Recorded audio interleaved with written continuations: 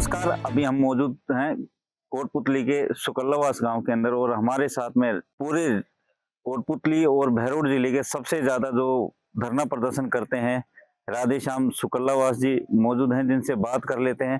पहले तो उनकी कहानी जानेंगे कि वो आज जमीनी स्तर से लेके आज अपने बच्चों को आईपीएस आईएएस तक यहाँ बनाया है और उनका जो धरना देने का जो स्टाइल है जो पूरे जिले के अंदर प्रसिद्ध हो रहा है, उसको भी लेके बात करते हैं।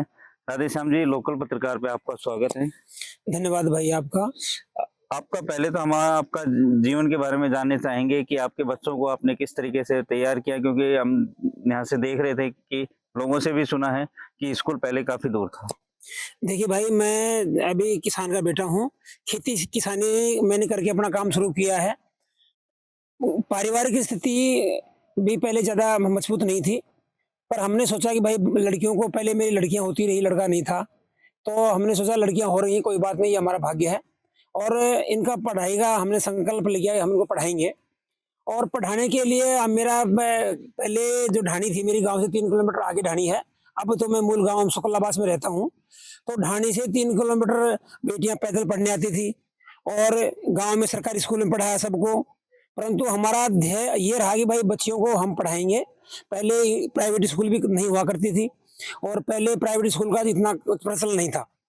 फिर भी हमने इनको जो सरकारी स्कूल में पढ़ाया और सरकारी स्कूल में पढ़ाया तो बेटियां भी पढ़ने में अच्छी रही, इन्होंने भी पूरा अपना ध्यान रखा और हमने सबने, मेरी मिसेज ने, मेरी माँ ने, पूरे घर वालों ने बच्चियों को पढ़ाने में, मेरे भाइयों ने पढ़ाई में पूरा ध्यान दिया और इसका परिणाम भी ये हुआ, बेटियां सारी सरकारी स्कूल में 12वीं तक पढ़ी।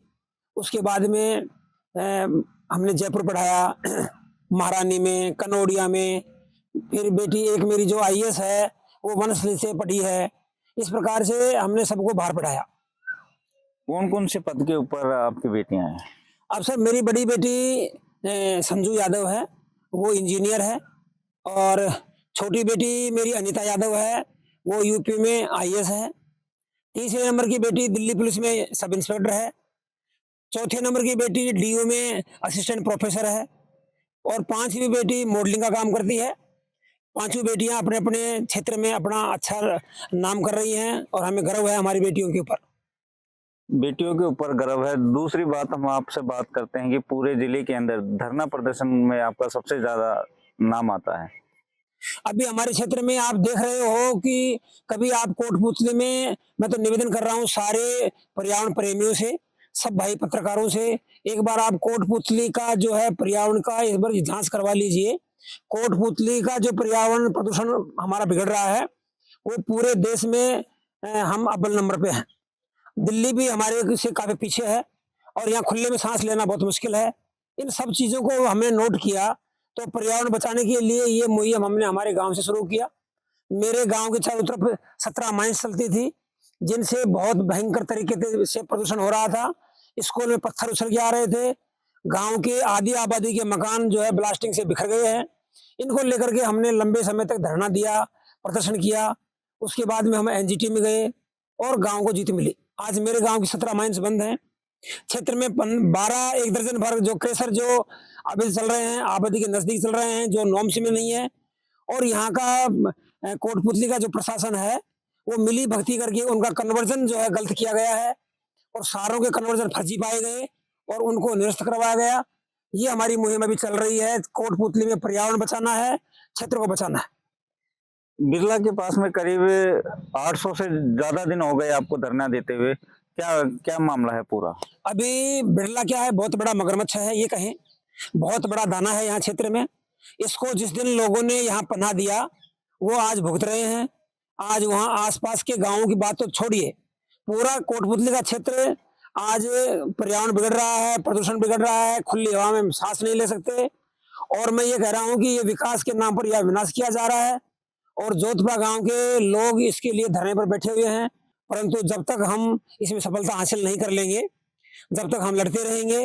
जोधपुरा गांव के नजदीक 0 मीटर दूरी के ऊपर ओनली जो है क्रेशर चल गया, उसकी मिट्टी डस्ट उड़ती है, उससे गांव में दमा, श्वास, खुजली की बीमारियां बढ़ रही हैं, लोग सांस नहीं ले पाते हैं।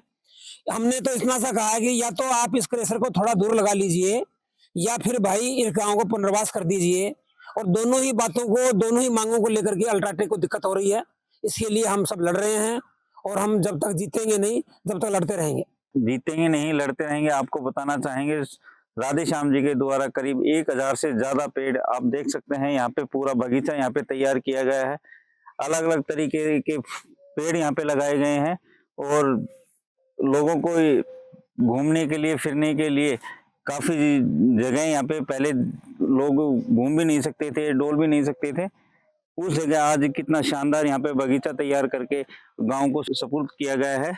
राधे श्याम जी से इस जो वन प्रेमी की जो मुहिम है इसको लेकर भी बात करेंगे। राधे श्याम जी, पेड़ों को लेकर के आप क्या कहना चाहेंगे? देखिए, जहाँ अपन है यहाँ हमने जो पेड़ लगाए हैं, पहले यहाँ बिलायती बबूल खड़ा था, बहुत हालत खराब थी। यहाँ गांव के मनचले बच्चे बैठ करके इसमें अवैध गतिविधियां, जैसे मान लो ठंडा पीना, दारू वारू पीने का काम यहाँ था। फिर हमने इसके लिए लड़ाई भी लड़ी। सुकल्लाबास गांव में हमने जो है अभी 25 साल से, गांव ड्राई गांव है, मेरे गांव में दारू नहीं बिकती है। हमने इसके लिए लोगों को समझाया भी है और कानूनी कार्रवाई भी करवाई है। और आज सुकल्लाबास गांव क्षेत्र का सबसे पहला ड्राई गांव है जहाँ दारू नहीं बिकती है। और ये वृक्षारोपण करने के लिए हमने जो मुहिम गांव में जगाई है, हमारे पहले गांव में महावीर गुरुजी, अभी तो वो अभी प्रलोक सुधार गए हैं, महावीर गुरुजी की देन है, हम उनके अनुयायी हैं। उन्होंने यहाँ वृक्षारोपण शुरू किया और आज गांव में अभी मेरे साथ में भाई ओम प्रकाश भाई जो रिटायर्ड सब इंस्पेक्टर हैं, वो पेड़ खूब लगा रहे हैं। अभी राधे श्याम का आप देख ही रहे हो। और गांव में बहुत से भाई जागरूक हैं जो पेड़ों पे ध्यान लगा रहे हैं। और हम ये कहते हैं कि इस क्षेत्र में, क्या पूरे जिले कोटपुतली में, पेड़ों के ऊपर जितना काम सुकल्लाबास गांव में होता है शायद और किसी गांव में नहीं होता होगा। और इसके साथ साथ में हम एजुकेशन पे भी काम कर रहे हैं। गांव में लाइब्रेरी आप देख रहे हो, लाइब्रेरी निःशुल्क चला रहे हैं, बच्चों से कोई फीस नहीं ले रहे हैं, ऐसी लाइब्रेरी है और इसमें वाईफाई फ्री मिलती है और सब सारे गांव के छात्र छात्राएं इसमें निःशुल्क पढ़ती हैं। अपनी बेटियों को सक्षम करने के बाद में आप पूरे गांव के बच्चों को सक्षम करने में राधे श्याम जी लगे हुए हैं। राधे श्याम जी, आप युवाओं को क्या कहना चाहेंगे? क्योंकि आप जिस वक्त युवा थे तो हमने गांव वालों से भी सुना है कि आपने काफी मेहनत की है, ट्रक वगैरह भी चलाए हैं, मजदूरी भी की है। तो आपकी बेटियों को उस जमाने में पढ़ाना, इतनी दूर भेजना। अभी हमने बेटियों को सबसे पहले इस प्रकार से हमने संबल बनाया। अगर एक तो किसी से डरना नहीं है और भय मुक्त करना। एक तो बेटियां के कई प्रकार के हमारे गांव में जो रीति रिवाज होते हैं, उनसे बेटियों को डराया जाता है। हमने हमारी बेटियों को पढ़ने के लिए, शिक्षा के लिए हमने खुला वातावरण दिया और हम अपने बच्चों के साथ में खुल के साथ रहे हैं। अभी जब मेरी बेटियां ने पढ़ाई पूरी करी है, अफसर बने हैं, तो आपको मैं चैनल के माध्यम से ये भी कहूँगा, मैं राधे श्याम यादव हूँ।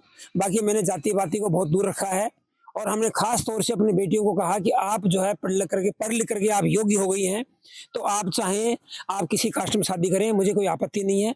और मैं तो ये भी एक गर्व से बताऊंगा कि मैंने जो है एक जाति पाति के बंधन को तोड़ा है। मेरी बेटी जो IAS है, वो दामाद मेरा घनश्याम मीणा जी भी IAS हैं, वो भी कलेक्टर हैं।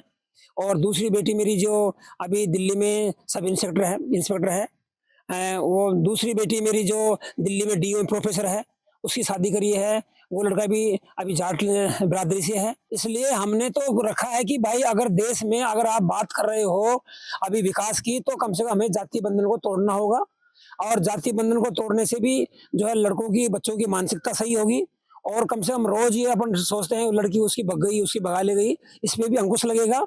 और बच्चों को हम यही कहेंगे भाई आपको शालीनता से, अनुशासन से और पढ़ाई करनी है। उसके बाद में जब आपका पढ़ाई का मुकाम जब पूरा हो जाए, उसके बाद में आपको अपने रोजगार के लिए, अपना जीवन यापन करने के लिए आपको जो भी अच्छा काम करना है वो करना चाहिए।